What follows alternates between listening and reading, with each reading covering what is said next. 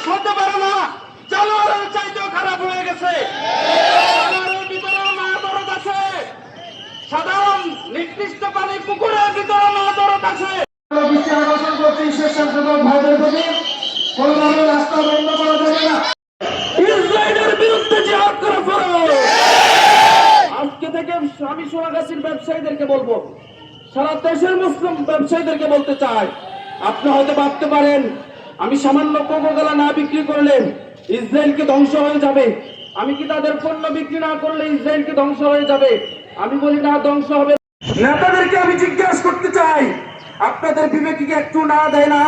ওই ছোট্ট গর্ভবতী মায়ের আহাজারি আপনাদের হৃদয় কি রক্ত করা হয় না? নাকি আপনারা ভাবতেছেন আমাদের দেশের উপর?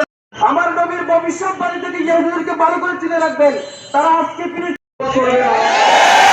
আজ থেকে পুরো পৃথিবীর সব মুসলমানরা ঐক্যবদ্ধভাবে ইসরায়েলের বিরুদ্ধে জিহাদ করতে হবে। জিহাদ ছাড়া বিকল্প কোনো পথ নাই।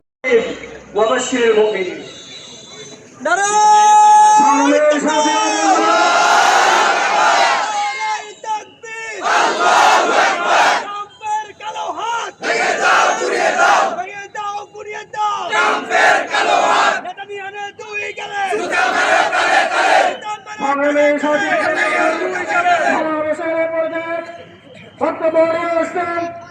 ইসলামী আন্দোলন বাংলাদেশ সোনাগাজী উপজেলা শাখার সংগ্রামী সাংগঠনিক সম্পাদক মাওলানা রাশেদ ইকবাল রাজু বক্তব্য রাখছেন।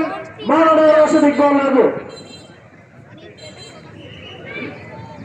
আহমদুল্লাহ রাসূলি আলা রাসূলি কারীম বাবার অধ্যক্ষের বিক্ষোভ সমাবেশের সংগ্রামী সভাপতি বিক্রি করে যে পণ্য লভ্যাংশ দিয়ে এই নরপিশাচ ইসরায়েল অস্ত্র খরিদ করে, ওই অস্ত্র দিয়ে আমাদের মুসলিম শিশু মা বোনদেরকে হত্যা করতেছে। এই পণ্য আমাদেরকে বয়কট করতে হবে। আমাদেরকে বলবো, ন্যূনতম যদি ইমান থাকে, ওই ইসরায়েলি নরপিশাচদের রক্ত শুষা পণ্য আমরা বয়কট করব। আমাদের ইমানি দায়িত্ব, আমরা আমাদের অবস্থান থেকে জনমত তৈরি করে সারা বিশ্বের মুসলিম শাসকদেরকে অনুরোধ করব, আপনার মধ্যে যদি ইমানি চেতনা থাকে